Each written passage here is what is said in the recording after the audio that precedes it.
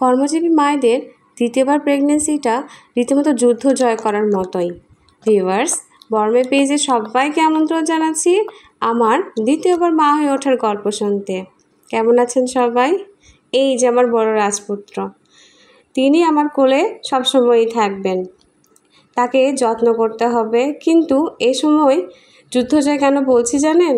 যেহেতু শারীরিক কিছু জটিলতা থাকেই, তার সঙ্গে অফিস, বাসা এবং বড় বেবিকে যত্ন করা, এটা খুব ভালোভাবে মেনটেন করে ওঠা সম্ভব হয় না।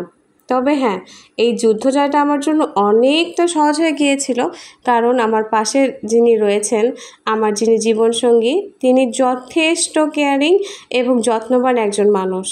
তিনি তার নিজের কেরিয়ারের দিকে ফোকাস রেখে আমার এবং আমার বেবির খুব ভালোভাবে যত্ন করেছেন এবং দেখে রেখেছেন। সেটা আপনারা দেখতেই পাচ্ছেন। আমার কখন কি খাবার খেতে হবে এবং কখন কতটুকু রেস্ট করতে হবে, সেটা তার নখদর্পণে। তিনি পুরো 9 মাস আমাকে মানসিকভাবে সাপোর্ট দিয়েছেন এবং আমি যখন অসুস্থ হয়ে গিয়েছিলাম, যখন আমাকে ফুললি বেড রেস্টে থাকতে হয়েছিল, ঠিক তখনও আমার হেল্পিং হ্যান্ডের পাশাপাশি তিনি যথেষ্ট দায়িত্ব পালন করেছেন এবং দিক নির্দেশনা দিয়ে আমার পরিবারটাকে টিকিয়ে রেখেছেন। খুব সুন্দরভাবে আমার যত্ন করেছেন এবং আমি এদিক থেকে অনেক ভাগ্যবতী নিজেকে মনে করি। আমার সকল খাবার, মেডিসিন এবং আমার বড় বেবিটাকে রুটিন মেনটেন করে কখন স্ন্যাক্স দিতে হবে এবং কখন ভারী খাবার দিতে হবে, সেটা দুজন মিলেই সবসময় মেনটেন করতো। আর আমি তো রীতিমতো রেস্টে থাকতাম, আর নিজের শরীর নিয়েই তো পেরে উঠতাম না।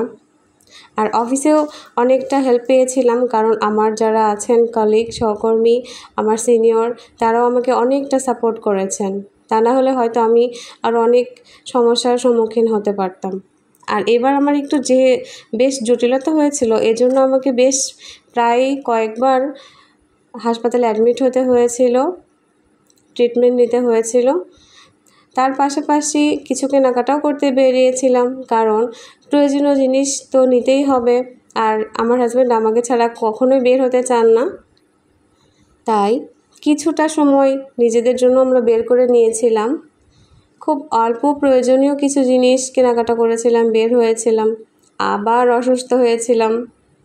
এভাবেই তো আমাদের সময়গুলো চলে যাচ্ছিল। আর এই যে হয়েছে আমার ছেলেটা, যে তার মাম্মামকে ছাড়া কিচ্ছু বোঝে না, সবটা সময় আমার পাশে থাকতো, আমাকে অনেক সাপোর্ট দিত। আর একটা মেয়ের জন্য সবথেকে কঠিন সময় হচ্ছে বড় ছেলেকে রেখে ওটিতে যাওয়া। তাকে কোলে নিয়ে আমাকে রান্নাও করতে হয়েছে, কিন্তু তাতে কি, হাজব্যান্ড তো আছে। এই যে দেখুন কিভাবে দুধে জাফরান মিশিয়ে দিয়েছে। হ্যাঁ, আমি খেতে খেতে বলতে গেলে একটু বিরক্তও হয়ে যাচ্ছিলাম, আমাকে আর ভালো লাগছিল না, কিন্তু ওই যে খেয়েছি বেবির কথা মাথায় নিয়ে। অনেক কঠিন সময়ও অনেক ভালোভাবে পার করা যায় যদি পারিপার্শ্বিক পরিবেশটা ভালো থাকে। যখন আমি দাঁড়িয়ে কোলে নিতে পারতাম না, তখন এইভাবে বসে বসে তিনি আমার কোলে থাকতেন। আর এই যে আমাদের রসগোল্লা আমাদের মাঝে চলে এসেছে। খুব কঠিন সময় হলো, অনেক ভালোভাবে আমি পার করতে পেরেছি, তার জন্য আমি অনেক অনেক হ্যাপি।